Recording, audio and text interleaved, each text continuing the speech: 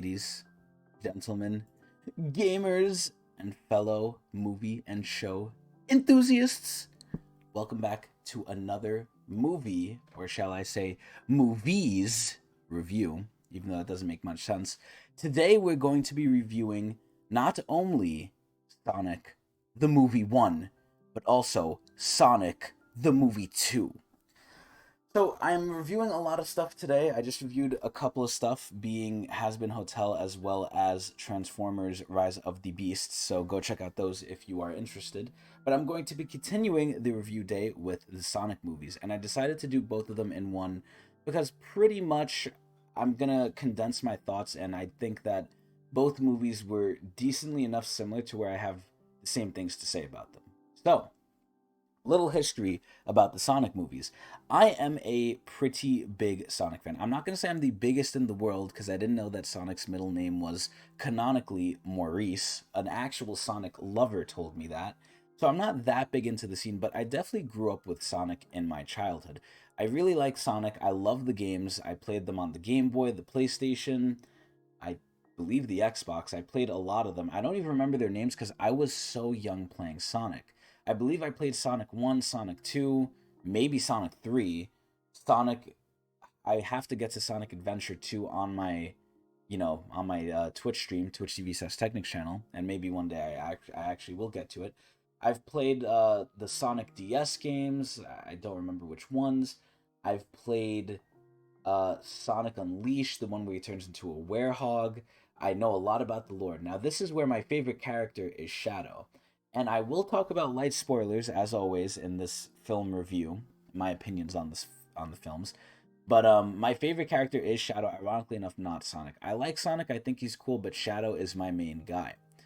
But anyway, so now going in, what do we think of the Sonic the Hedgehog films? Well, the Sonic the Hedgehog films, especially the first one, was surrounded by a lot of controversy. So typically, in general, when game stuff turns into the media of film, it does not do well. A lot of history kind of proves this, where a lot of games that end up becoming films basically flop in the box office. Now, was Sonic one of those? I don't know, and I don't think so, because again, I haven't really done any research for this. Sonic, the fact that it made into a sequel with Sonic 2 means it probably did pretty well. Excuse me. And the cast for it is, pretty high up there too. I'm not sure about the main character, which I even forget his name, but it's not really important. It's the cop character, but the main person that everyone really liked, aside from Sonic, is Dr. Eggman, being played by Jim Carrey. And we'll get into that hopefully a little bit later, if I remember. But in general, the Sonic film had a big controversy on the look of Sonic. Aside from the general fear that video game adaptations into film don't do too well, I think the biggest thing that kind of spelled out hope for the Sonic movie slash movies was the fact that they came out with that horrid, disgusting looking Sonic, which hopefully in post editing I will put on the screen here for everyone to see. But the Sonic that we were going to get looked like a thing out of hell, out of hell's anus. It was so ugly, it was so bad, and I'm so glad they changed it. Now, one thing I do have to say, and actually I'll wait to say it, but it's a little bit of a complaint about Sonic. But anyway, what is the Sonic movie slash movies about? Well, sadly to say, and this is depending on who you are, if you're a Sonic fan like me, it's obviously not like the games or like the cartoon. It does do what other gaming films do, which is they take the source material and they adapt it, they change it up. And one thing I do have to say, speaking on that, is there's a lot of callbacks to the games. There's a lot of little hidden Easter eggs that only if you played the games you would see. If you didn't play the games, you wouldn't even look at it and know. And for example, there's a coffee shop that they have in the second movie called the Mean Bean, right? And it's like Eggman's little hideaway base, little thing he does with his little assistants and stuff.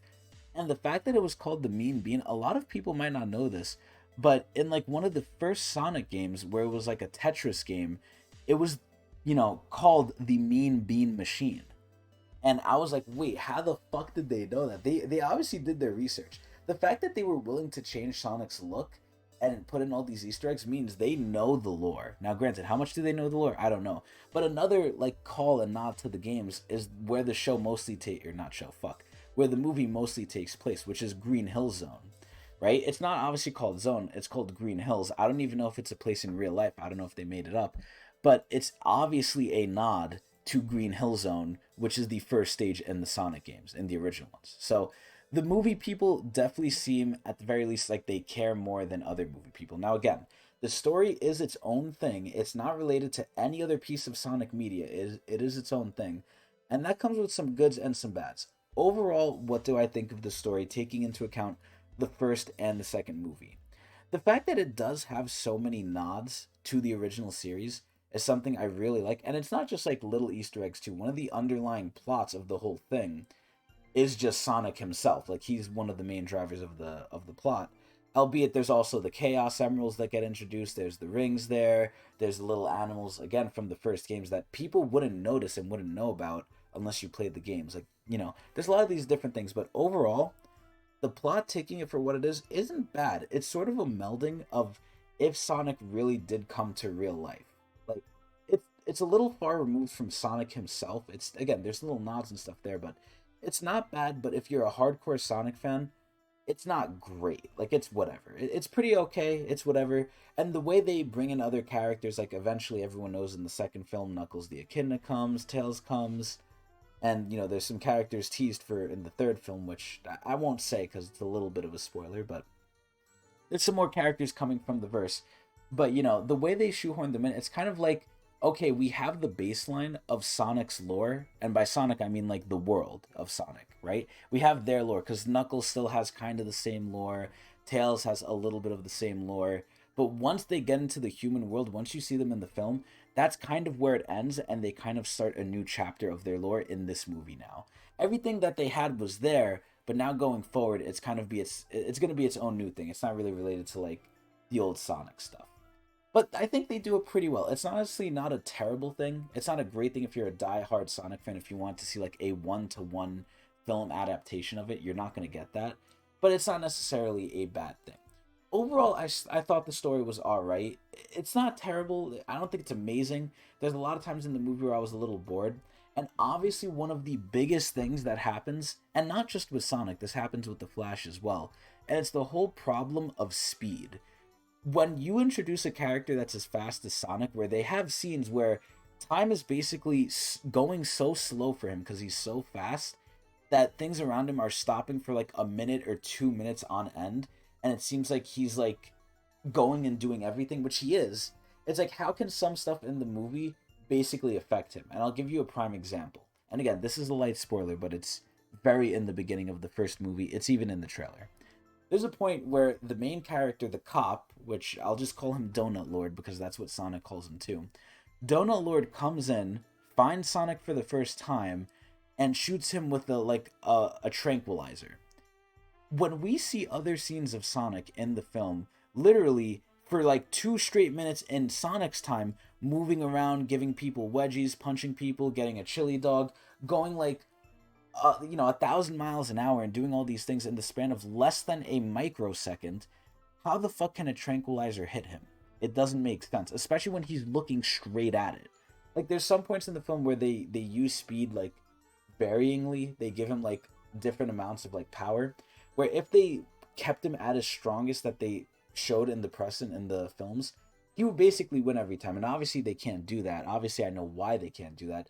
But it's something that always bothers me when you deal with anyone with speed. And the other prime example of this is the Flash, right? But regardless, you kind of have to ignore it. And that gets me into my next point of, aside from the plot and everything, the whole general vibe of the movie is it's kind of kiddish. It's kind of for kids, both the first one and the second one. There's a lot of times, and even when I watched it with my friends, they mentioned it too. Like at certain points in the movie, when they play certain songs or when they do certain things, it's very childish and it's very much meant to appeal to like a younger sort of audience. And that's not to say it doesn't appeal to an older one like me who grew up with Sonic, because realistically anyone who's going to know the references is going to be as old as me, like in their mid 20s if not older. But pretty much the whole vibe of the movie did feel a little kiddish, and it's kind of, they're trying to appeal to everyone, but I think more so than not they appeal to kids, which is what it is.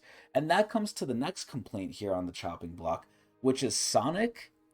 Again, he's not like the video game Sonic. The video game Sonic, even though in the original games, he doesn't talk much. You don't see much of him in terms of interactions. You do get his general personality. He's a snarky little fucking asshole, which I like, right? He's a good guy, but he's snarky with it. In the movie, he's more of a kid. He's very, very much like a kid who's immature, and they mention it a lot of times in the movie. The movie is self-conscious of it. They know he's a kid. He does very immature things. He doesn't listen. He's like he almost has like ADHD where he can't focus on stuff. He's very fast. There's sometimes where he gets serious, but the times where he gets serious, they're all right, but it just kind of feels like a mismatch to his character where especially in the ending credits of both movies, they show like the old school animation of the whole movie as shown like if it was from the games. And you see Sonic and Sonic just looks so much more like not like a kid. It's weird to describe. It's a very small and specific like pet peeve to me. But the way they portray Sonic was like a little bit on the younger side and I really didn't like it. I like Sonic being more of like the Sonic X cartoon where he's like a snarky little asshole. He sounds a little older. Not to say the voice acting was bad or anything. I just think like everything combined, they made Sonic a little too young, which was fine. You know, it's whatever. But I just didn't really like it. Aside from that, the whole film is pretty whatever. The plot is all right. It's not bad. Again, it's its own adaptation of it. The villain is basically always going to be Eggman, and it's funny and stuff too. Now, here's where another mismatch comes in. If you're looking to find like old Eggman, like traditional Eggman from the games and stuff, you're not going to get that. Do I think what's his face? What is it? Jim Carrey? I believe it's Jim Carrey. I forgot the fucking name. But the guy who plays Eggman, I believe it's Jim Carrey, does an amazing job. Like, even though it's not traditional Eggman, again, once you leave the Sonic world, once you see them in the film, they're kind of their own animal at that point. I think he does pretty well, but it's not traditional Eggman. Basically, you're not getting traditional Sonic, you're getting movie Sonic, but it's done in a way where it's pretty good. And when I say Sonic, I mean everyone in the Sonic verse. So it's not bad. I don't think it's amazing. It's its own thing you kind of just have to respect and take as it is.